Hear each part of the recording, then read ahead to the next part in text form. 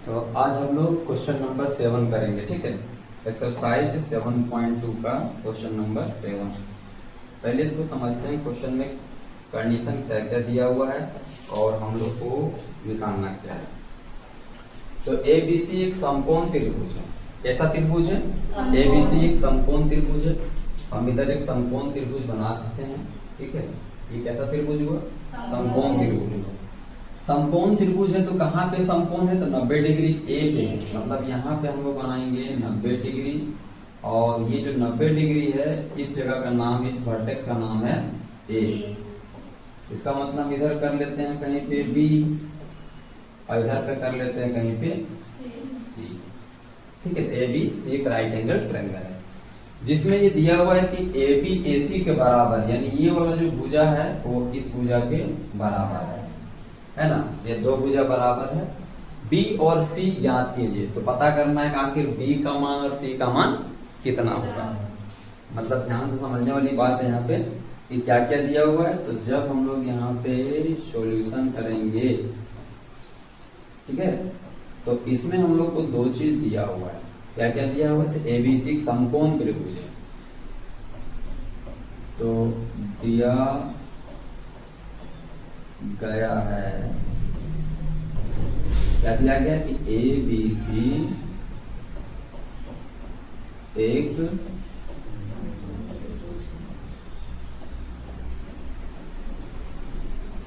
समकोण त्रिभुज है। और समकोण त्रिभुज का यहाँ पे एंगल जो है किस पर बना है? तो BAC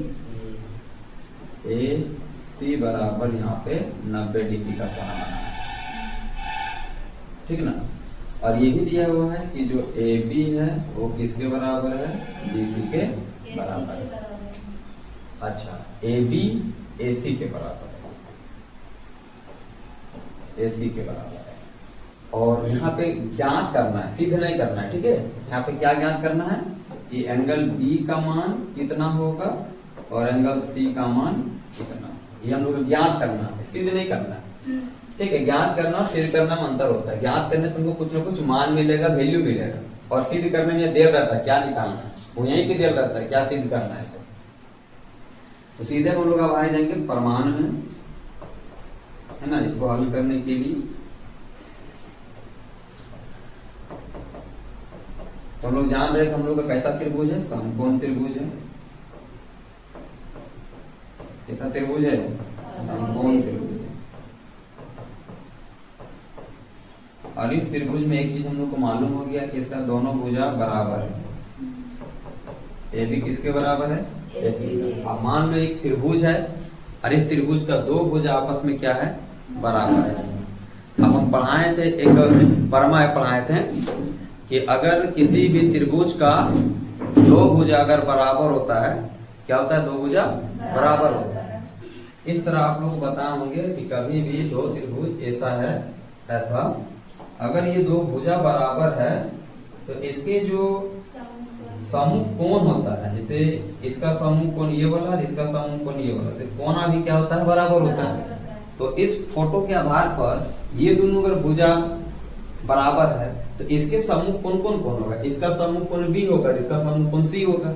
यानी हम इस AB अगर बराबर है AC से, तो अगर हम लोग प्रमेय 7.2 का प्रयोग करते हैं, प्रमेय 7.2 से, तो हम लोग ये बात कह सकते हैं कि जो एंगल B होगा वो किसके बराबर होगा? एंगल C का। मतलब जितना मान B का होगा उतना ही मान C का भी होगा। यहाँ पे अलग अलग मान नहीं होगा। क्लियर यहाँ तक? कोई दिक्कत तो नहीं है ना, कि जो मान B का होगा वही मान C का भी यहाँ पे होगा। अब हम लोग जानते हैं कि त्रिभुज का तीनों कोणों का जो योग होता है वो 180 डिग्री होता है। कितना होता है? 180। हाँ, त्रिभुज के जो योग होते हैं, अंतः कोणों का योग, त्रिभुज के अंतः मतलब अंदर अंदर कोणा का योग है ना। त्रिभुज के अंतः कोणों का जो योग होता है, योग मतलब जोड़, सब मिला के कितना होता है? 180 डिग्री होता है। यानी कि कोना जो C बनाएगा, जो कोना B बनाएगा, कोना A, यानी कोना A प्लस बी प्लस सी सब मिला के 180 डिग्री होगा, जिसमें से हमको ए का मान मालूम है 90 है, और बी जितना है उतना ही सी भी है, इसीलिए सी की जगह बी लिख रहे हैं। क्यों? क्योंकि बी और सी दोनों आपस में बराबर है। इसको अगर हम लोग समीकरण 1 लिख लेते हैं तो हम लोग इधर बगल में लिख देंगे कि समीकरण 1 का हम लोग प्रयोग किए हैं, इसीलिए बी के सी के जगह भी बी रखे हुए हैं। अब इधर का 90 उधर जाएगा, इधर एगो बी बन जाएगा, 2 गो बी। इधर 180 में 90 माइनस हो जाएगा, क्योंकि प्लस 90 उधर जाएगा तो माइनस 90 होगा। 180 में 90 घट जाएगा तो यहाँ से कितना बचेगा? 90 बचेगा, और यहाँ से कितना है? 2b। तो यहाँ से b निकालेंगे तो 90 होगा, और जो 2 गुना वाला है यहाँ पे आपकी बार भागा में आएगा और ये घटेगा, और 45 डिग्री कोण b का मान आएगा। अब 45 डिग्री अगर b का मान आएगा तो c का मान कितना आएगा? 45 डिग्री ही आएगा, क्योंकि हम लोग जानते हैं b और c दोनों का मान इक्वल है। तो यहाँ लिख देते हैं अतः जो एंगल B है वो एंगल C के बराबर है, इसीलिए एंगल C का भी मान कितना मिलेगा? 45 डिग्री ही आएगा। समझ में आई बात?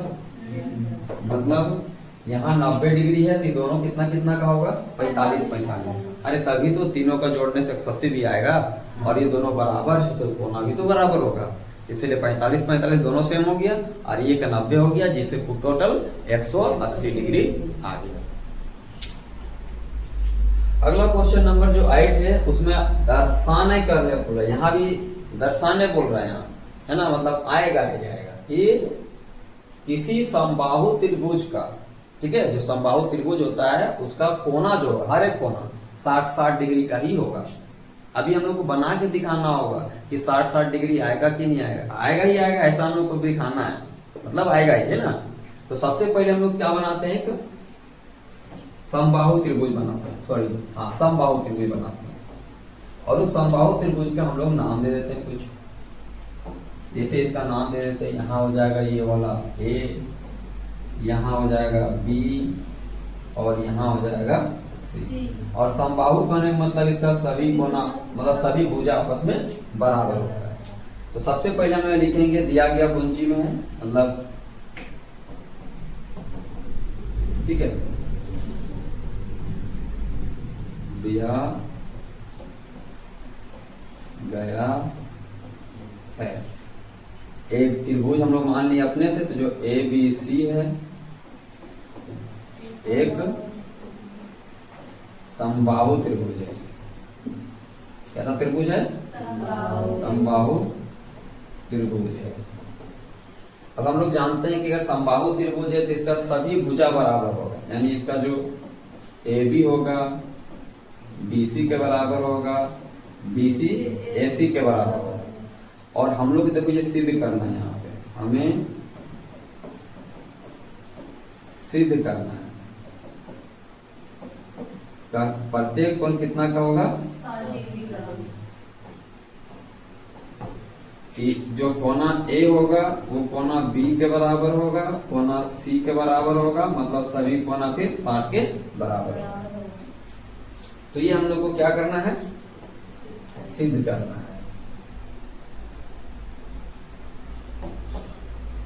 अब आते हैं सिद्ध करने में, जिसका मतलब प्रमाण में आते हैं।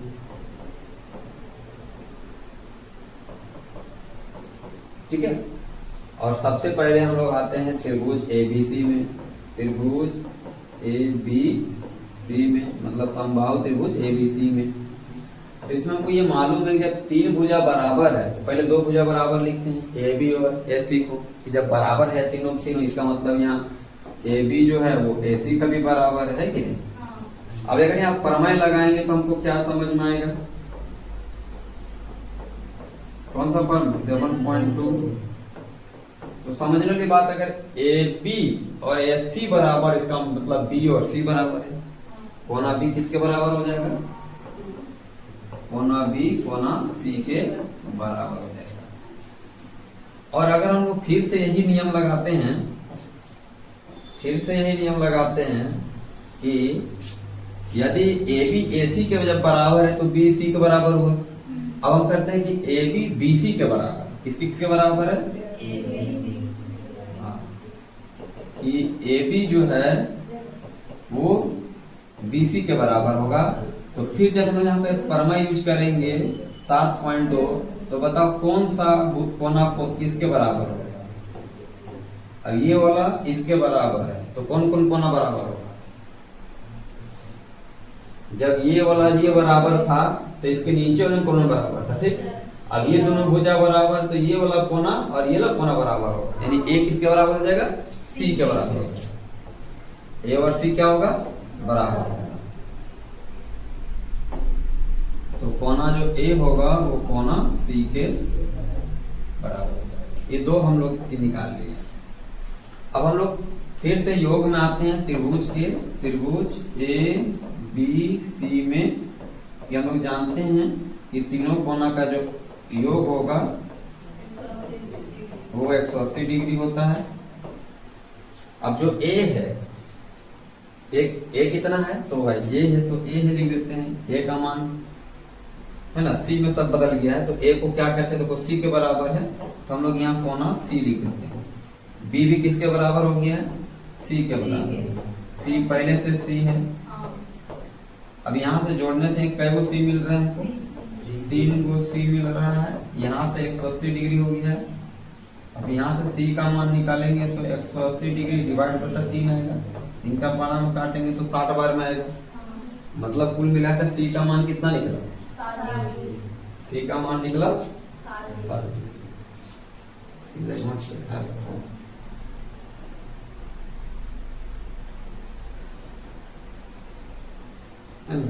तो हम लोग को बोलेंगे यहाँ पे कि एंगल जो सी का मान आया है वो 60 डिग्री है, और यहाँ जो ए का मान और जो सी का मान रखे थे कहाँ से रखे हैं, समीकरण 1 और 2।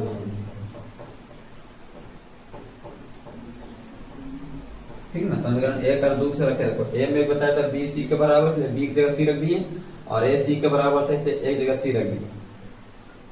और सी का मान कितना आया, 60 डिग्री। अब अगर सी का मान 60 डिग्री आया है तो अगर समीकरण 2 में रख देंगे तो ए का मान कितना निकल जाएगा, 60 डिग्री। और फिर बी में यहाँ पे रख देंगे, 1 में रख देंगे सी का मान 60 डिग्री, तो बी का मान कितना हो जाएगा।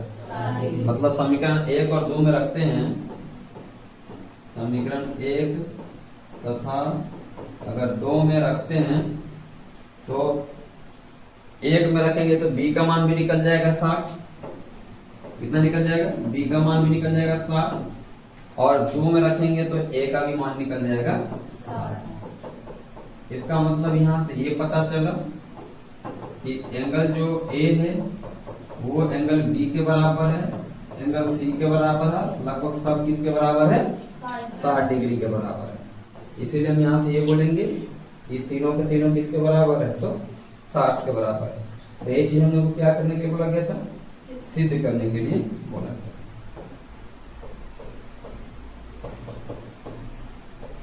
क्लियर यहाँ तक, कोई दिक्कत नहीं। अब हम लोग यहाँ पे अगला समझते हैं, अगला एक्सरसाइज के लिए 2 रूल, ठीक है। जो पहला नियम है वो आपका बताता है एस एस एस सर्वांग समता नियम। कौन सा नियम, एस एस एस सर्वांग समता नियम। यहाँ पे एस एस एस का मतलब क्या समझना है, तो एस का मतलब होता है साइड, और साइड का मतलब होता है भुजा। यहाँ तीनों साइड लेना है। मतलब अगर हमारे पास 2 त्रिभुज है, 2 त्रिभुज होगा इस तरह से, तो यहाँ पे अगर नाम कर देते हैं इसका ए बी और सी, इसका नाम दे देते हैं पी क्यू आर। तो कुछ ऐसे समझना है कि एस एस एस मतलब अगर इसका ए बी है इसका पी क्यू के बराबर होगा, इसका जो बी सी है उसका क्यू आर के बराबर होगा, इसका जो ए सी है वो इसका पी आर के बराबर होगा। और इस तरह से अगर तीनों भुजा के बराबर मिल जाएगा तो ऐसे नियम का हम लोग नाम दे देते हैं एस एस एस सर्वांग समता नियम। याद रहेगा, भूलेगा तो नहीं ना, भूलना भी नहीं है तो फिर बनेगा नहीं। तो ये होगी हम लोग का एस एस एस वाला नियम। एक आता है आर एच एस वाला नियम। कौन सा नियम, हाँ, RHS सर्वांग समता नियम।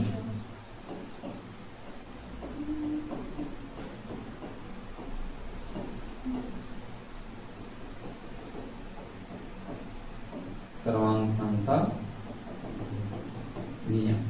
अब ये RRR जो सर्वांग समता नियम है, इसमें क्या होता है, ये किस टाइप का है भाई? तो पहले समझना है कि अपने आप में यहाँ पे जो R का मतलब होता है, पहले तो S का मतलब जान रहा हो, साइड होता है, और साइड का मतलब होता है भुजा, कोई भी भुजा। यहाँ पे H का मतलब होता है हाइपोटेनियस मतलब कर्ण, और यहाँ पे जो R है उसका मतलब होता है right angle. Right angle, right angle का मतलब समकोण, और समकोण मतलब होता है 90 डिग्री। मतलब कुछ इस तरह से होना चाहिए कि अगर यहाँ पे दो त्रिभुज है समकोण वाला, ऐसे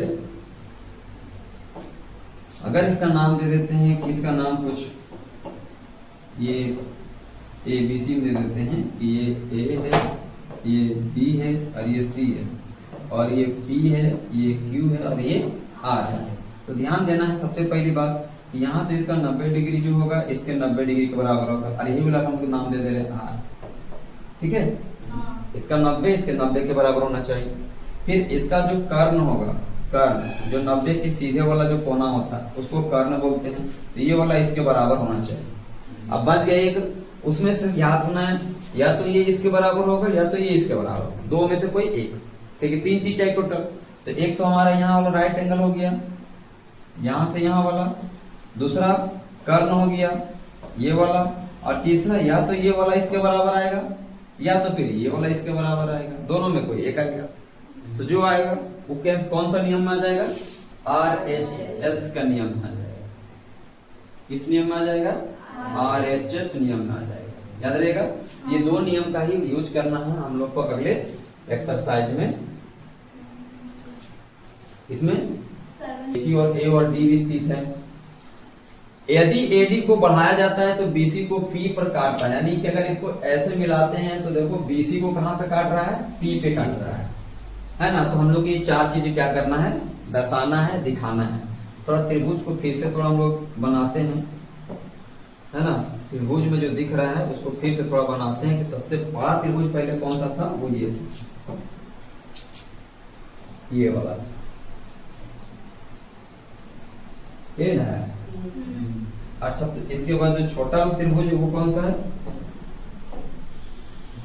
नीचे वाला है, ये वाला, ये ना है।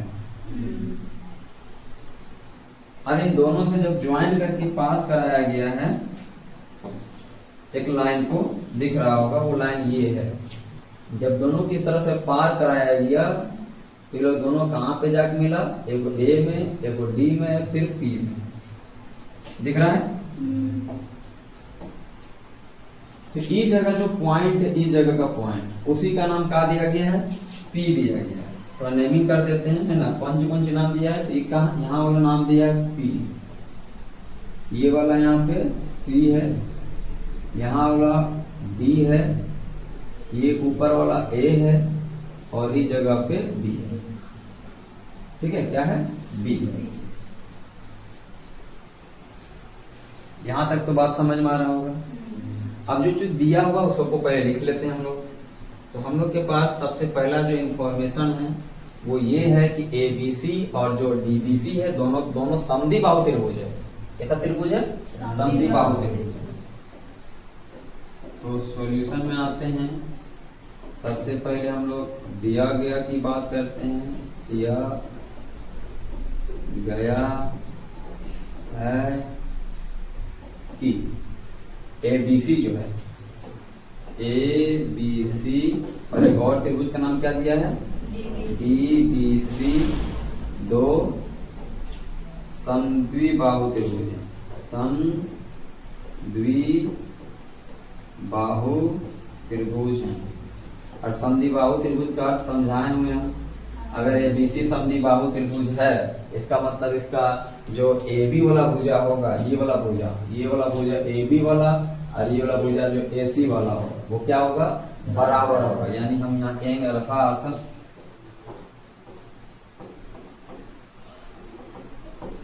कि जो AB होगा वो इक्वल होगा AC का। और दूसरा त्रिभुज के आधार पर बात करेंगे तो इसका जो DB होगा और इसका जो CD होगा दोनों आपस में बराबर होगा, यानी BD और CD बराबर होगा, BD बराबर होगा CD।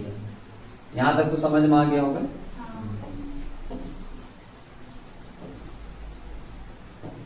अब हम लोग को जो सिद्ध करना है वो चार चीज दिख रहा है कि नहीं? कितना चीज दिख रहा है? चार चीजें दिख रहा है। हमें सिद्ध करना है।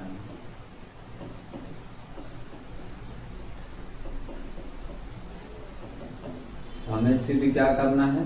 तो ये चारों चीज यहाँ लिख देना है, ठीक है? पहला, दूसरा, तीसरा, चौथा, ठीक है? सबसे पहले हम लोग को जाते हैं प्रमाण में और सबसे पहला वाला को कॉन्ग्रुएंस करने का कोशिश करते हैं, सर्वांशम दिखाने का कोशिश करते हैं। इसमें त्रिभुज दो चीज दिख रहा है, एक त्रिभुज दिख रहा है ABD और दूसरा त्रिभुज क्या दिख रहा है? ACD, ठीक है? तो ABD और ACD में तो हम लोग पहले देख लेते हैं कि ABD कौन सा त्रिभुज बन रहा है। तो ABD देखो कौन सा त्रिभुज है? ABD कौन सा त्रिभुज है?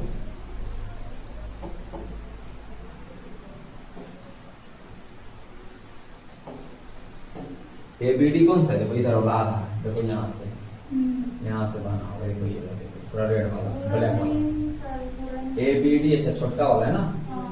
अच्छा इधर छोटा वाला दिख रहा है, एक मिनट। ABD यहाँ दिख रहा है ना, ये। अच्छा ऐसे इसको बनाना डिफिकल्ट होगा, इसको लाइने से करते हैं। ABD मतलब एक ये वाला A तो यहाँ D तक और फिर इसको इधर है ना। तो वो पूरा ब्लैक में कर दे रहे हैं इसको ताकि दिखे ये। एक तो समझ में आ गया, इधर वाला त्रिभुज है ना। और कौन वाला है? ACD वाला। तो ACD किधर है? उधर है ना।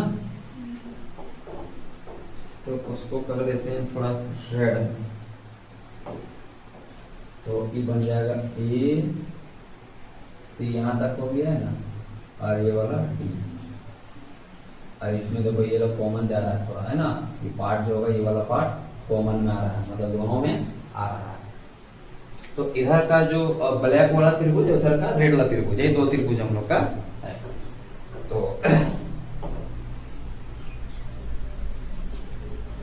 तो हम लोग को इसको सिद्ध करना है, मतलब ये लोग हम लोग को क्या करना है? सर्वांशम दिखाना है। तो सर्वांशम दिखाने के लिए कम से कम हम लोग को 3 चीज चाहिए, है कि नहीं? कम से कम 3 चीज तो चाहिए। तो तीनों चीज वहां मिल रहा है, छात्र देखने पे, है ना। तीनों चीज मिल रहा है। सबसे पहले आप लोगों को क्या मिल रहा होगा कि इस त्रिभुज का जो AB है उस त्रिभुज का AC के बराबर है कि नहीं है?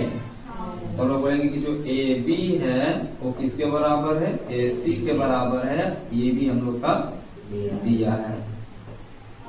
अगला ये भी दिख रहा होगा कि इसी त्रिभुज में से देखो ये BD भी आ रहा है, इसी त्रिभुज में CD भी आ रहा है। ये भी देखो यहाँ पे दिया हुआ था, BD और CD भी बराबर है। BD भी बराबर है किसका? CD का। ये भी दिया है। उसके बाद ये जो दिख रहा होगा, ये वाला बीच वाला जो हम लोग बोलते हैं AD, ये क्या किस में आएगा? कॉमन में आएगा, यानी उभयनिष्ठ में आएगा। यानी AD किसके बराबर होगा? तो AD जो होगा वो AD के ही बराबर होगा, और इसको हम लोग उभयनिष्ठ बोलते हैं। अब आप ही लोग देखो ये कौन सा नियम में गया? अभी जो बताया वो नियम आ रहा है ना। ये भी भुजा है, ये भी भुजा है, ये भी भुजा है। हम लोग यहाँ लिखेंगे कि S सर्वांग समता नियम से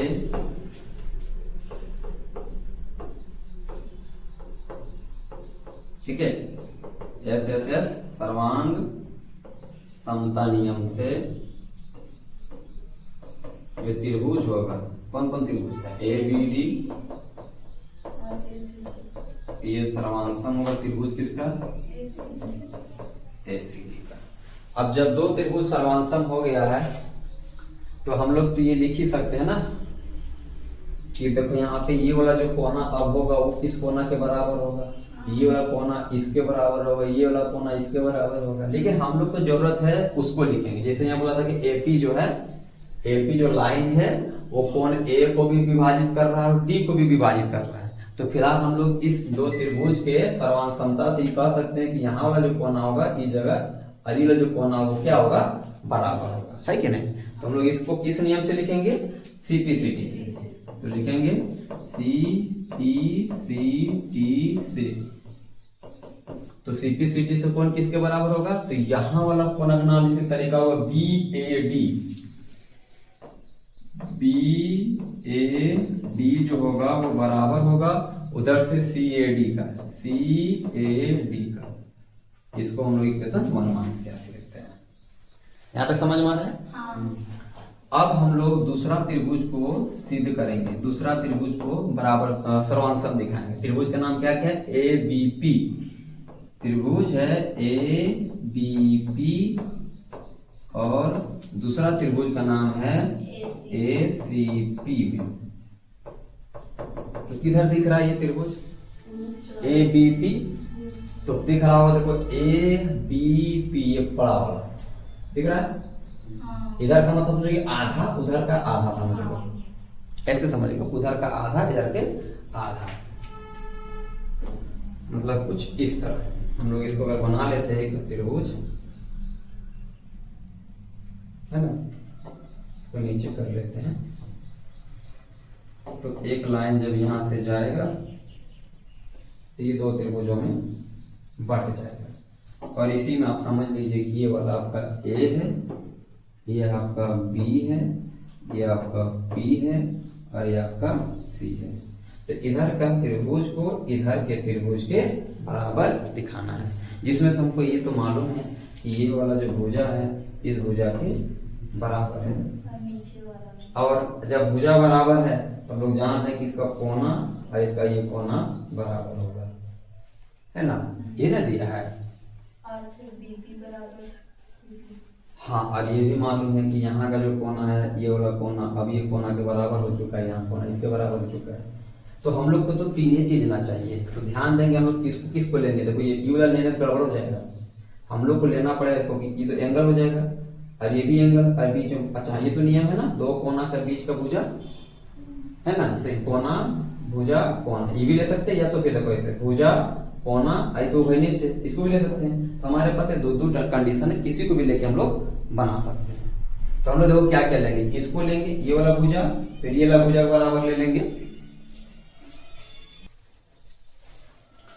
तो हम लोग यहाँ दो तरीका से बोल रहे हैं कि कर सकते हैं ना, या तो ये कोना को और ये कोना और ये भुजा को लेके, या तो फिर ये दो भुजा के बीच में कोना को लेके, है ना। तो देख लेते हैं, इसी को कर लेते हैं।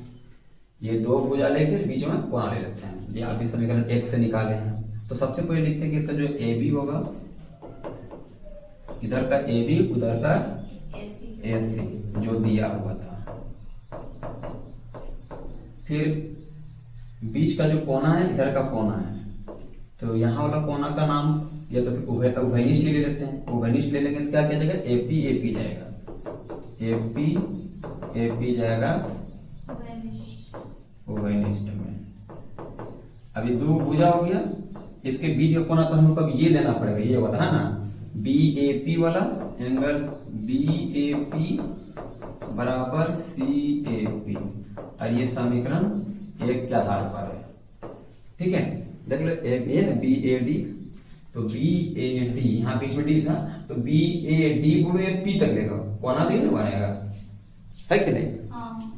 तो ये कौन सा नियम लग गया, तो ये हम लोग का चला गया भुजा कोना भुजा, यानी अतः ये चला गया साइड एंगल साइड सर्वांग समता नियम से। ठीक है, ये सर्वांग समता नियम से चला गया, जिससे हम लोग कह सकते हैं दोनों त्रिभुज क्या है, सर्वांग सम है। कौन कौन त्रिभुज, ठीक है, इसको यहाँ हटाते हैं और लिखते हैं त्रिभुज का नाम था ABP, और त्रिभुज हो जाएगा ACP, ठीक ना। अब जब दो त्रिभुज सर्वांग हो गया है, फिर हम लोग यहाँ से फिर वही बात लिख सकते हैं सिंप्लिसिटी से कि इस त्रिभुज का यहाँ वाला जो कोना होगा, यहाँ वाला कोना, और इस त्रिभुज का जो यहाँ वाला कोना होगा वो क्या होगा, आपस में बराबर होगा। तो यहाँ लिखेंगे CT से कोना छोड़ के इसको लिख लेते हैं भुजवा, आसान होगा कि भुजा जो BP होगा, कौन होगा, ये जो B होगा, इसी त्रिभुज का हिस्सा है BP, और इसी आधा त्रिभुज का हिस्सा है CP। तो यहाँ कह सकते हैं बाई CP से कि जो BP होगा वो किसके बराबर होगा, CP के बराबर होगा, ठीक है, CP के बराबर होगा।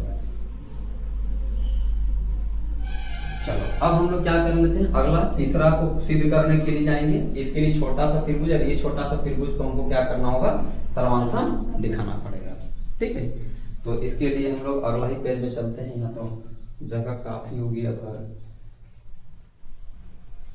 फोटो बना लेते हैं।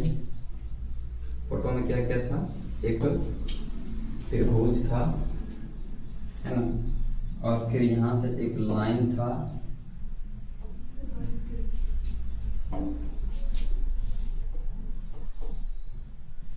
इसका नाम क्या लिया था, D, यहाँ था A, यहाँ था B, यहाँ था C, और बीच में वो पॉइंट था, इसका नाम था D, और यहाँ था B।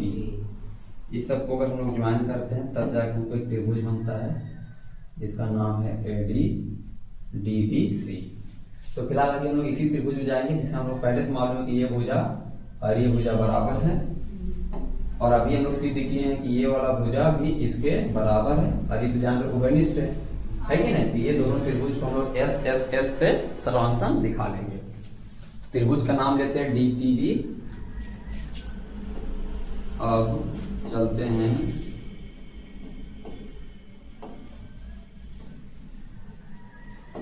त्रिभुज का नाम क्या है, DBP। तो DBP में, और उधर क्या है ना, त्रिभुज DCP में। इसमें हम लोग अच्छे से मालूम है कि इसका जो BD है उसका CD के बराबर है ना, जो कि दिया हुआ है, ये फोटो में दिया था, क्वेश्चन में दिया था। उसके बाद अभी हम लोग सिद्ध किए थे कि जो BP होगा किसके बराबर होगा, CP का, जिसको हम लोग समीकरण 2 नाम दिए हैं।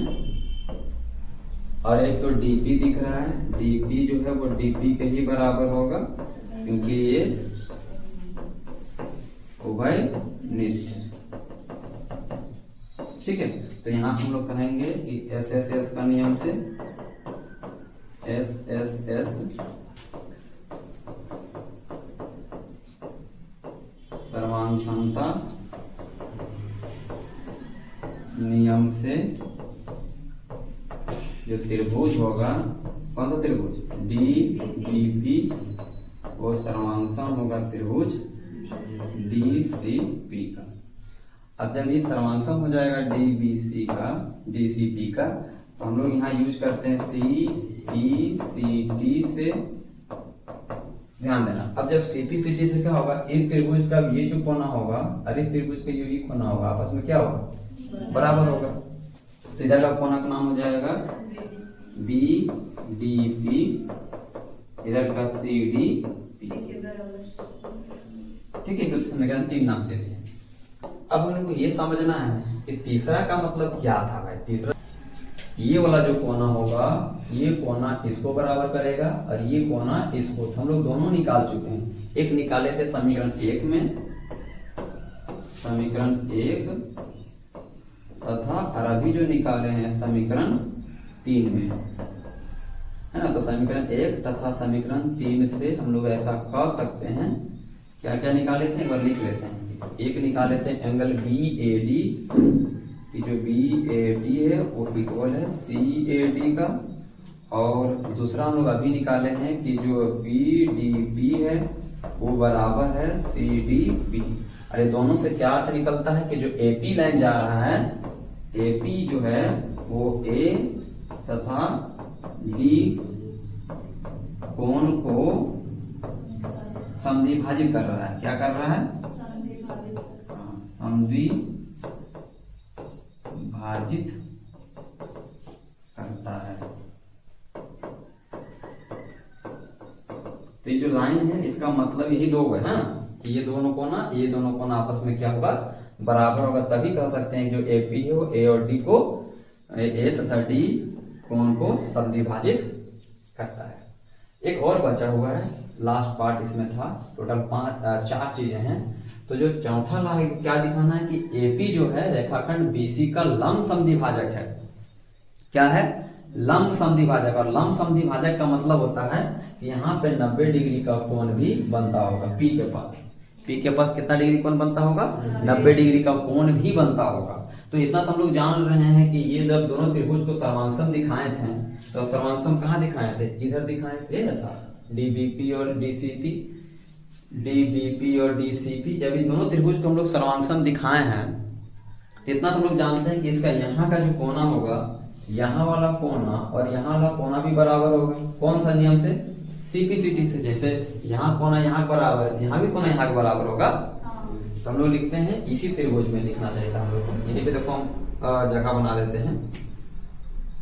जैसे कोना को बराबर लिखे तो ये कोना को बराबर लिखे तो इसको भी बराबर लिखेंगे यहीं पे।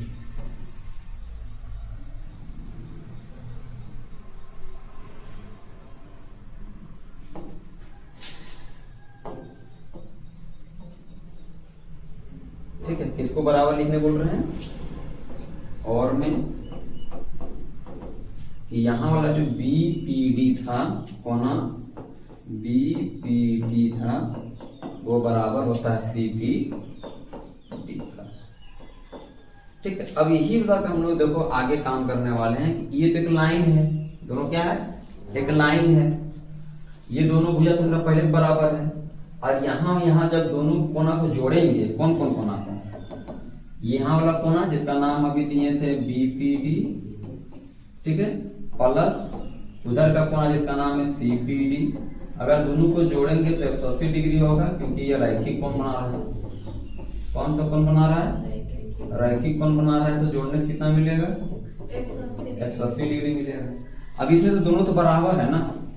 अगर हम BPD को और CPD को दोनों एक ही चीज लिख देते हैं, क्योंकि दोनों तो बराबर है ना। इसको हम लोग मान लेते हैं समीकरण 4। तो यहाँ बगल में लिख देंगे कि समीकरण 4 से हम ऐसा कह सकते हैं कि दोनों का दोनों क्या है? बराबर है ना। तो जब दोनों बराबर है तो ये 2 हो जाएगा, 2 को BPD। और जब 2 को BPD इधर आ गया 180 डिग्री के साथ, तो जो कोना BPD उसका वैल्यू निकल जाएगा 180 डिवाइड 2, यानी यहाँ से काटेंगे तो 90। यानी जो BPD है वो कितना होगा? 90 डिग्री। अब इधर 90 तो इसका मतलब इधर 90, क्योंकि दोनों तो बराबर है।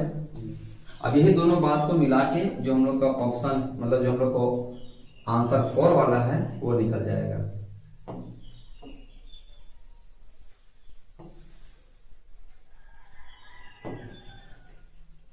बराबर कहाँ छूट गया?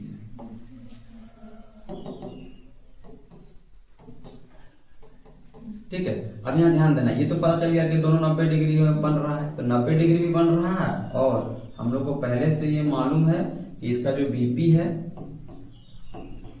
किसके बराबर है? CP के बराबर है। तो ये दोनों कंडीशन से हम ये बोलेंगे, क्या बोलेंगे कि ये जो लाइन है AP, ये लंब भी है और समद्विभाजित भी है, मतलब दोनों बराबर भी है। तो इसलिए यहाँ 4 नंबर में लिखा है कि जो रेखाखंड जो AP है वो BC पर क्या है? लंब समद्विभाजक है। तो लंब समद्विभाजक का मतलब क्या निकलता है कि 90 डिग्री भी होगा और दोनों भुजा बराबर भी होगा। तो यही चीज तो निकला, BP CP के बराबर भी है और 90 डिग्री भी है। तो हम यहाँ कह सकते हैं, जो चौथा बात यहाँ बताया था 4th नंबर में, कि जो AP है वो क्या है? लंब समद्विभाजक है, लंब समद्विभाजक है किस पर? भुजा BC पर, भुजा BC पर। ठीक है, तो ये हम लोग का प्रूफ करना था। याद रखना, ये 4th नंबर प्रूफ हुआ, क्वेश्चन का 4th नंबर यही का पार्ट था। और यहाँ से प्रूफ होता है क्वेश्चन का 3rd प्रूफ, जो तीसरा नंबर चीज प्रूफ करना बोला गया था। और दूसरा वाला प्रूफ कहाँ हुआ था? ये वाला APB और ACB, एंड यहाँ पे हम लोग का ये वाला हम लोग का दूसरा प्रूफ हुआ था। ठीक है, ये हम लोग का दूसरा प्रूफ हुआ था। और पहला कहाँ था? ADP, यहाँ ना, ये ना था? ये था कि नहीं था? ABD और ACD, हाँ, ये पहला नंबर प्रूफ यहाँ था। ये 4 चीज था ना भाई, पहला दूसरा तीसरा चौथा, यहाँ जो लिखने बोले थे पहला दूसरा तीसरा चौथा। तो ये पहला यहाँ प्रूफ हुआ है, दूसरा यहाँ है, फिर तीसरा यहाँ जगह है, और चौथा ये होगा है। इसे कोई दिक्कत तो नहीं हो रहा होगा यहाँ तक में? हैं?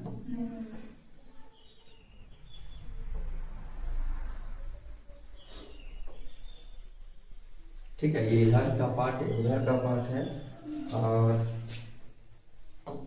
यहाँ भी सेपरेट कर देते हैं।